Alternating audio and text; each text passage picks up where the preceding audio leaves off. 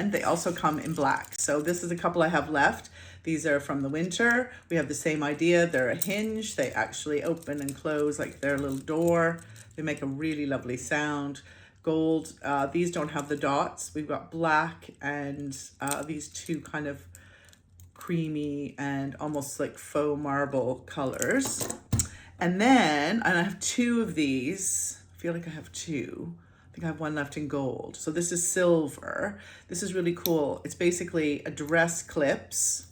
Okay, so there's our hinges again. Okay, can you see that? And then there's a big pin. And then the idea is that you'd pin it to your shirt. Yeah, probably should have had something a bit close. And then you can snap it shut like that. Yeah, so this grip. So you could also be here in the middle, but basically you can just slide. You have two dress clips. So you could put it on a belt. Yeah, and it kind of holds things together.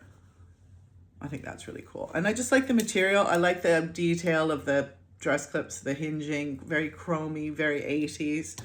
And it also has some little friends.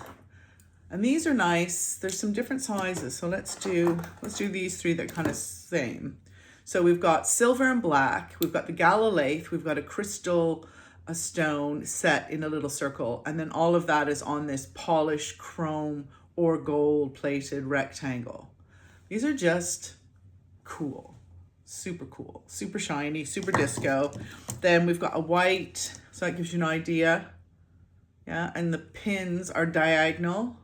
So whether people were wearing them like this or by having the pin diagonal, it would keep it sitting really nicely, which is quite a clever design thing. I'm always stunned actually with contemporary brooch people who aren't thinking about this is a really heavy thing to go onto clothes and you've just like stuck a tiny pin on. I mean, the smart ones don't.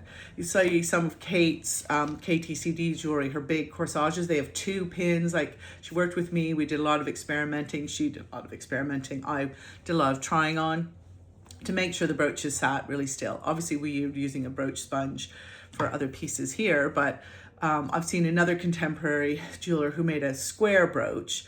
Let's use this as an example. And it's all platinum and super beautiful and really cool. But they have a pin across here and a pin across there, and it's part of the design. And so it's secured top and bottom. I think it's quite an expensive piece, so it makes sense that the pin keeps it fixed. All right, ready for your last three?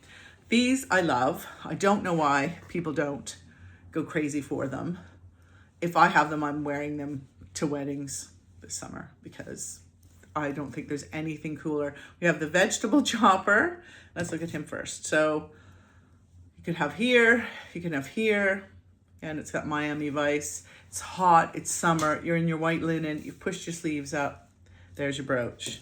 And then this bad boy, chunky, heavy. We have a rectangle of acrylic. We have a rectangle of acrylic. In between is this wonderful Art Deco shape. If you watch La Cage aux Folles, especially the one with Robin Williams, this is what his club, if his brooch was a club, that's what it would look like. I love it. And then in the pink one, I have two.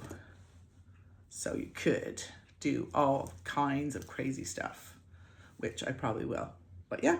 So that is my collection of plastic brooches, including lucite. We've got acrylics, 80s, French, American, British designs. The oldest I think we thought was 60s, and same as my glasses, which are a vintage plastic from the 60s, and very, very robust. I've had them repaired about 4 times.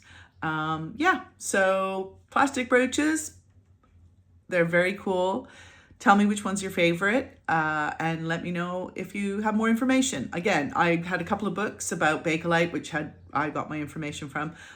I'm not an expert, and very happy for people to let me know if I got anything wrong. Doesn't hurt my feelings.